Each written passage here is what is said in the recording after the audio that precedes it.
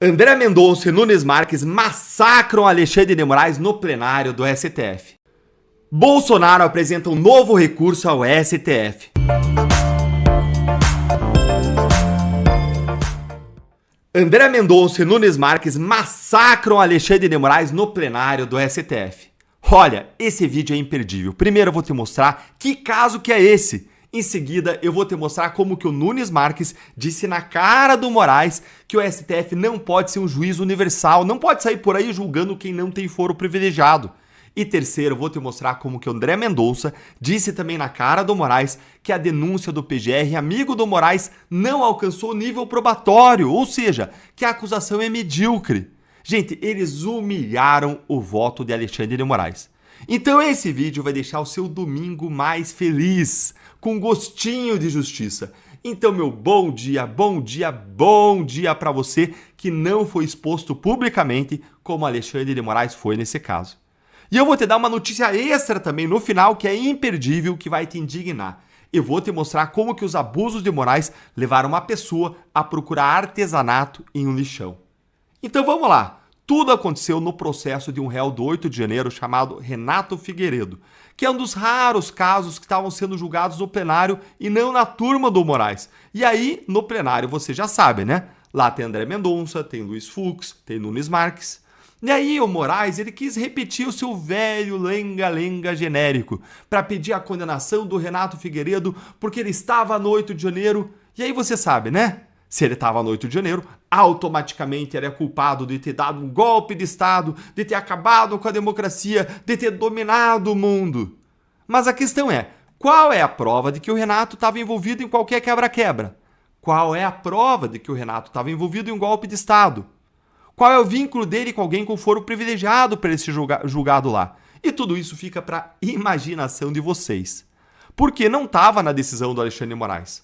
Moraes também tentou aí justificar, processar alguém sem foro no STF, dizendo que essa pessoa tinha relação com parlamentares. E aí ele empilhou o nome de vários parlamentares da direita, mas sem provar qualquer relação entre o Renato e esses parlamentares, porque não tinha nenhuma relação. Olha, eu não sei se eu rio, se eu choro, isso é insano. E aí veio a reação e foi na cara do Moraes. A primeira veio do ministro Cássio Nunes. E enquanto eu conto para você o que ele disse, eu vou pedir para você sentar seu dedo aí no like, se inscrever no canal e ativar o sininho para não perder nada por aqui. Então, como eu ia dizendo, o ministro Cássio Nunes, ele mostrou que Moraes ele estava fazendo nada mais, nada menos do que um copia e cola de outros processos, de outros casos, sem se dar nem o trabalho de entrar no mérito do caso do réu Renato, para ver o que ele fez, o que ele não fez, para ver se tinha alguma relação com alguém com foro privilegiado. E aí olha a porrada que o Cássio Nunes Marques dá aqui, ó. Analisando os fatos objeto da apuração inicial no inquérito 4781 e no inquérito 4874, que são aqueles inquéritos originais do Moraes, eu não identifico, à luz do artigo 76 do Código de Processo Penal, qualquer conexão, relação probatória com as condutas denunciadas nesse inquérito aqui que está sendo julgado. Ou seja, não tem relação entre os casos do Moraes e esse caso desse réu pobre coitado aqui. Finalmente, a mera referência à atuação de parlamentares, autoridades com foro privilegiado, parlamentares federais, não é suficiente para atrair a competência do STF. Gente, eu vou parafrasear aqui, vou traduzir para vocês. O Cássio Nunes basicamente ele diz o seguinte: Moraes, não adianta você ficar aí citando o nome de vários parlamentares, deputados, para você justificar, julgar esse caso, para você atrair esse caso para o Supremo. Você está fraudando a competência por foro privilegiado. Você tem que provar a relação desses parlamentares com o réu. Ah, e teve mais reação. Agora do ministro André Mendonça, como eu te prometi. E vejam como que ele amassou o argumento do Moraes sobre a competência do STF para julgar essas pessoas envolvidas no 8 de janeiro. Olha aqui, ó. Julgar as presentes ações penais, ressaltei também, por ocasião dos julgamentos de recebimento das denúncias, que essas denúncias eram ineptas, eis que não individualizaram as condutas denunciadas. Mas ele começa falando aqui, ó, além da incompetência dessa Suprema Corte para processar e julgar essas ações penais, eu ressaltei também, por ocasião do recebimento das denúncias, que elas eram ineptas. Eu vou traduzir aqui para você. O Mendonça, ele reiterou o que ele já disse primeiro sobre as ações 8 de janeiro, que o STF não tem competência para julgar o pipoqueiro, o morador de rua, o vendedor ambulante. Essas pessoas têm que ser julgadas na primeira instância, é a primeira parte, a primeira linha do que ele falou aqui, ó, incompetência da Suprema Corte. Mas o André Mendonça, ele também mandou um outro recado mais forte, dizendo para o Moraes algo como: Moraes, todas essas ações penais, elas são medíocres. É a segunda parte aqui do item 7. Essas ações penais, elas são medíocres, porque elas não individualizaram a conduta de ninguém. Não disseram o que cada um fez. Por isso elas são ineptas, como ele diz aí. Ou seja, elas não preenchem os requisitos para uma acusação criminal. Ou seja, não se indica na acusação, na denúncia, o que cada um fez. E é verdade, tá certo, André Mendonça. A situação do Brasil é tão arriscada, tão ruim, que teve réu do 8 de janeiro que foi procurar artesanato no lixão para poder sobreviver. Como eu vou te mostrar agora, nesse caso, aberrante. Aberrante. Foi procurar, gente, artesanato no lixão para sobreviver. Então você pode perceber que se depender de um STF desses para ajudar a situação do Brasil, você está perdido. Diante disso, gente, a gente precisa proteger o nosso futuro e ninguém vai fazer isso por você. Muita gente não investe porque ou não sabe como começar ou porque acha que precisa de muito dinheiro para começar a investir. Mas isso não podia estar mais longe da realidade. A verdade é que se você tem o objetivo de construir um patrimônio, comprar um imóvel, um veículo, você pode fazer isso por meio de um consórcio, pagando parcelas que cabem no seu bolso. E o consórcio te ajuda a ter a disciplina para isso. E quando for contemplado, você pode alugar o seu imóvel e com o dinheiro do aluguel você vai pagar as parcelas do consórcio. Em época da Black Friday, agora existe uma promoção, um desconto todo especial de taxa administrativa. Então aproveita. Eu convido você para conhecer o Time Lion, que é o maior representante do consórcio Servopa do Brasil. Esse é um consórcio super sólido que está no mercado desde 1966 e o Time Lion está pronto para te ajudar com todos os seus objetivos. Eles vão te ajudar a analisar a sua situação e a decidir o que é melhor para você. É só você clicar no link aqui na descrição, ou então nos comentários, ou mirar com o seu celular nesse QR Code aqui que eu vou deixar aqui na tela para você. Então aproveita essa promo e em vez de ficar só gastando aí no cartão na Black Friday, aproveita para construir um patrimônio aí, para construir uma disciplina financeira que permita você construir um patrimônio para a sua vida. E depois dessa palavra aí do nosso patrocinador, eu vou agora te mostrar esse caso do lixão que é estarrecedor. Olha isso aí, ó. Uma pessoa envolvida no 8 de janeiro foi intimada pelo Alexandre de Moraes para prestar esclarecimentos sobre por que essa pessoa se afastou de uma área determinada com a tornozeleira eletrônica. E ela monitora isso, né? A pessoa saiu da área pré-determinada que ela tinha que ficar. Aí veio a Defensoria Pública, porque a pessoa é pobre, tem defensor público, e explicou que é porque essa pessoa teve que ir ao lixão da sua cidade, procurar artesanato para poder sobreviver. Procurar coisas para fazer artesanato para poder sobreviver. Essa é certamente aí uma pessoa perigosa, golpista, que queria dar um golpe de Estado no país. E provavelmente ele ia fazer isso com o seu artesanato feito com lixo. Esse é o país em que nós vivemos. E se nós queremos mudar essa realidade no nosso país ou na nossa vida, a gente tem que fazer por nós mesmos, trabalhar duro como cidadão e como trabalhador, construindo o nosso futuro. Um grande abraço e até o próximo vídeo.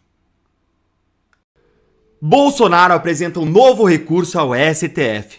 O ex-presidente Bolsonaro finalmente apresentou os chamados embargos infringentes contra a condenação dele no STF.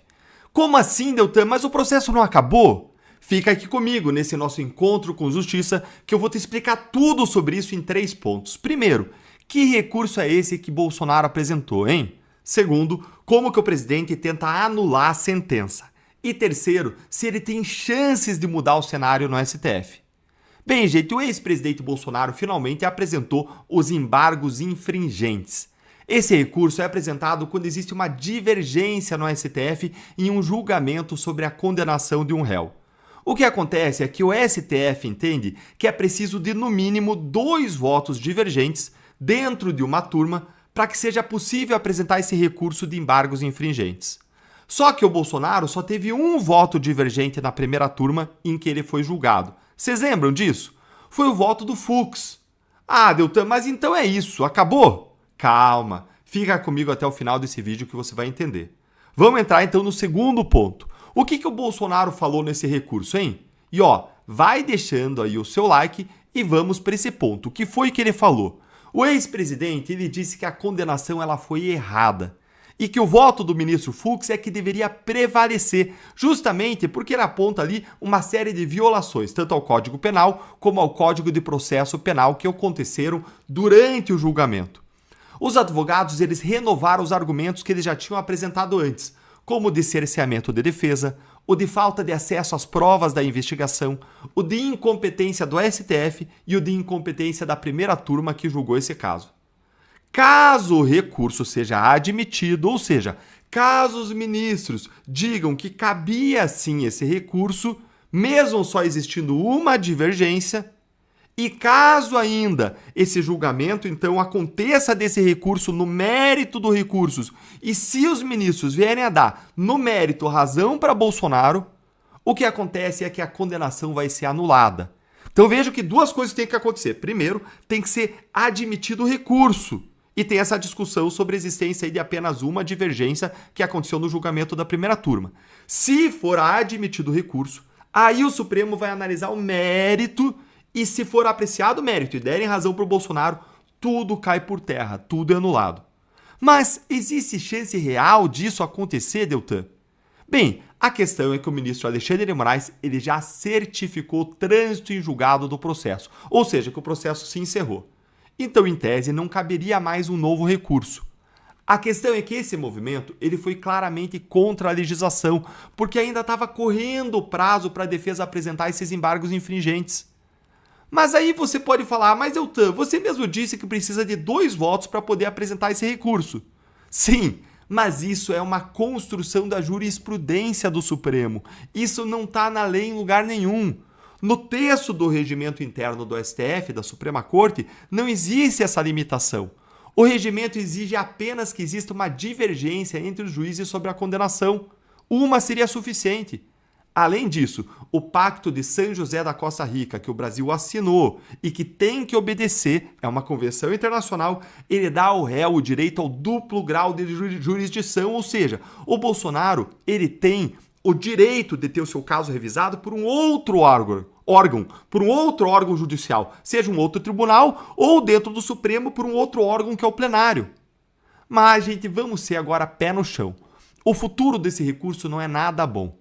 Provavelmente o Alexandre de Moraes ele vai negar seguimento ao recurso, ou seja, ele não vai admitir o seu cabimento, dizendo que já houve o trânsito julgado, que exigiria para caber o recurso 2 divergências, e aí a defesa vai tentar recorrer dessa decisão para o plenário, onde provavelmente a defesa vai conseguir os votos de Luiz Fux, de André Mendonça, de Cássio Nunes, mas a defesa deve ser vencida, ou seja, o plenário do STF deve vir a dizer que não cabe o recurso, ou seja, o recurso não vai ser nem admitido, então ele não vai ter o mérito dele apreciado.